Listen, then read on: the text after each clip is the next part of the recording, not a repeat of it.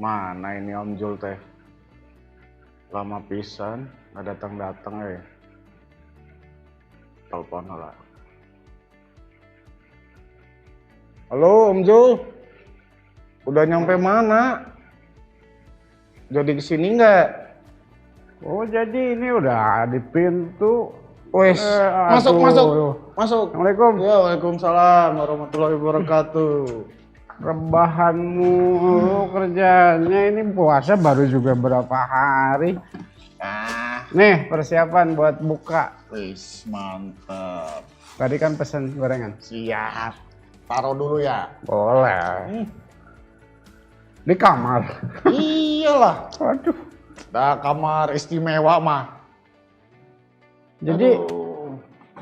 semangat lah. Ya lemes-lemesan dikit. Awal-awal mah. Ngalangan. Nah, cakep pakai. Yo, Ada topi pakai. Pangke. Ini aku mau nanyain Nanya apa lagi, Tema. Cimam? tema foreground interest. Oh. Terus? Iya kan butuh tambahan masukan lagi. Oke. Kakak Imam itu kan sudah tahu ya, di mana ada 3 jenis ground. Ground. Ada back, ada mid, ada fore. Nah, sekarang kan bahasan kita fore ya. Foreground. Foreground itu di mana? Di depan. I back, Back belakang. I Oke. mid. Mid tengah. Oke.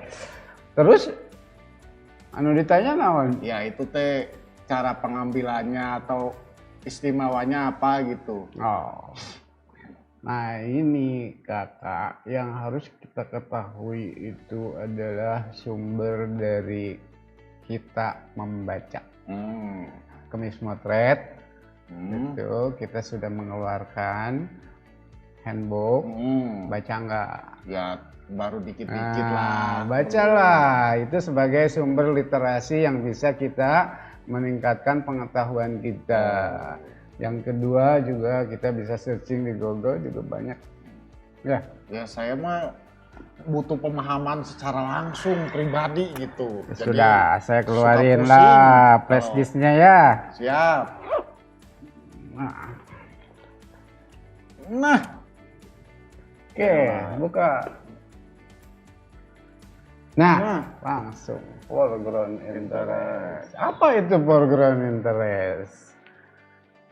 Foreground depan, interest ketertarikan. Oke. Itu secara arti ya, secara artinya. Tapi di sini kita memahami bahwa dengan adanya foreground itu membuat suasana.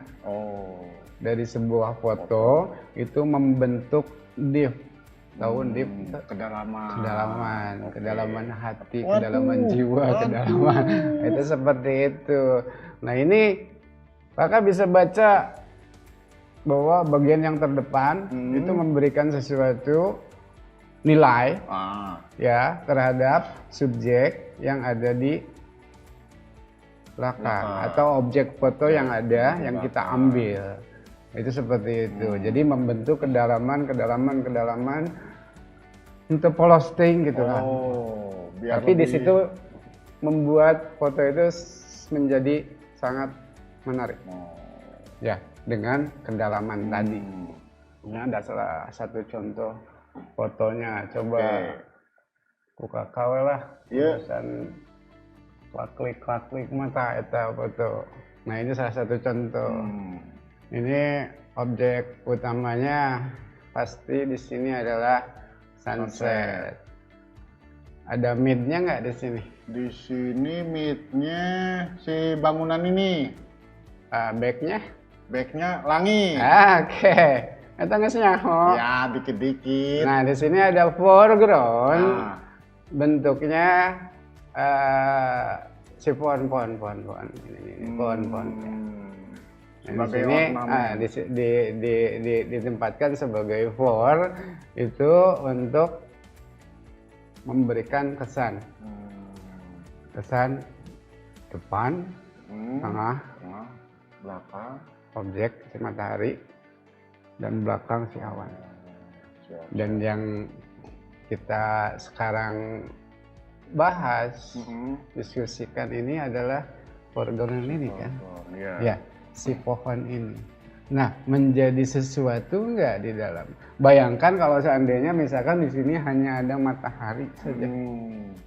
Ada matahari makitu tiba-tiba bulat, mun ka tutupan awan.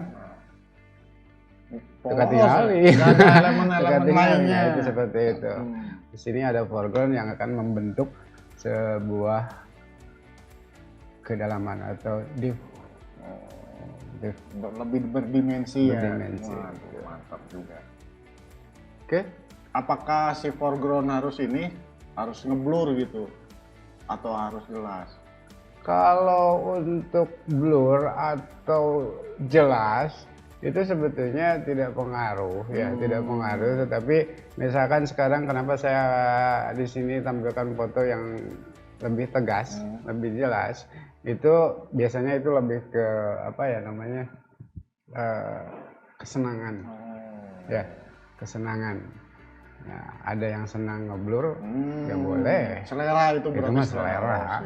Tidak diharuskan ini harus bokeh, ini harus enggak. Yang penting mah dari foreground itu sendiri bisa nggak menampilkan sebuah gambar yang membentuk kedalaman itu. Dan yang pasti mah lebih enak. Berarti tidak, sebagai tidak elemen tambahan, tapi itu membuat sesuatu yang menarik. Secara berkaitan apa enggak sama si subjeknya atau objeknya gitu, si foreground itu harus? Nah, untuk berkaitan dan tidaknya itu sebetulnya foreground bisa jadi berhubungan. Nah, kalau contoh di sini ya, ini tentang alam. Ini antara pohon, matahari, kan gitu kan, awan, itu sering berkaitan. Ini suasananya alam. Nah, kalau misalkan sekarang Kakak kan senang street ya? Iya. Nah, di street itu sendiri kita bisa mendapatkan objek dengan foreground yang berkaitan juga. Tapi bisa juga yang tidak berkaitan juga gitu kan. Tapi dijadikan elemen yang membuat foto Kakak itu memiliki nilai atau suasana yang dengan adanya foreground itu. Ya, coba cari lagi. Nah, ini masalah satunya kan si objeknya itu lebih dalam dengan kondisi blur ya. Oh iya. Kondisi Benar. bokeh. Nah, ini sebuah karya dari Christopher O'Donnell. Dan ini sebagai contoh ya, kita jadikan contoh. Ini foregroundnya. Foregroundnya malah lebih jelas Lebih ya jelas. daripada backgroundnya.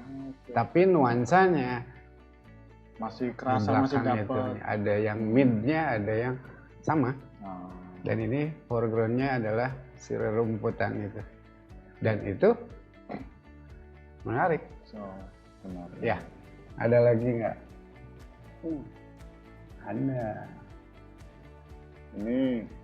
Nah, ini mana foregroundnya? Foregroundnya ini nih. Nah, ini foregroundnya yang bagian ini. gelap. Ya. Nah, ini ngambil suasana ketika langit sedang biru. Ya, ini saya ambil arsitek, berarti lebih ke bangunan ya, lebih ke bangunan. Ini yang jadi apa namanya, objek utamanya adalah bangunan ini sendiri. Dan foreground ini yang menjadikan si objek dalam suasana yang jadi lebih menarik dan terfokus. Dan ini dalam banget karena apa? Karena di situ ada langit yang ya kalau kita terbang jauh ke sana itu dalam. Deep. Gitu. Oke. Saya bawa foto banyak sih, Coba Kak, mana deh Kak? Udah, dikit doang tadi kan Kakak ininya. bulan Juli. Cuman yang pasti mah itu saja yang kakak ketahui. Jadi tidak hanya ada background, midground, tapi juga ada foreground yang kita bisa buat untuk menciptakan atau membuat sebuah karya menjadi lebih gitu loh. Siap. Pernah bikin? Lupa lagi ya. Kayaknya sih pernah ya beberapa. Biasanya kan saya kalau di street tuh lebih ke ada berburu, misalkan seorang perempuan, foregroundnya mungkin ngeblur kayak entah cowok atau pedagang gitu. Rumput enggak? Kalau rumput enggak lah. Nah, itu bisa. Artinya ada satu mungkin keterkaitan gitu kan antara manusia dengan manusia kan gitu kan. Ya, manusia dijadikan sebagai foreground, objek utama yang jelasnya itu dibuat seperti itu. Masih lemes tuh. Masih. Kayaknya ini sebentar lagi kita buka ya. Berapa menit deh? Berapa menit deh? 5 menit lagi nih kita. Bentar lagi kali. Beda jam nak. Wah. Iya. Coba tuh lihat 7 jam. Oh, udah mau azan kayaknya. Oh, kan. Siap. Aku ambil dulu ininya. Tong loho gorengan tadi. Alhamdulillah. Adan. Mantap. Ya, sip. Set. Yuk. Tungguan adan beres. Langsung buka. Nunggu dulu ini beres. Gorengan mana? Waduh. Datangannya kan cuma 2 tuh. Siap. Nah. Siap. Pesek. Set. Wah.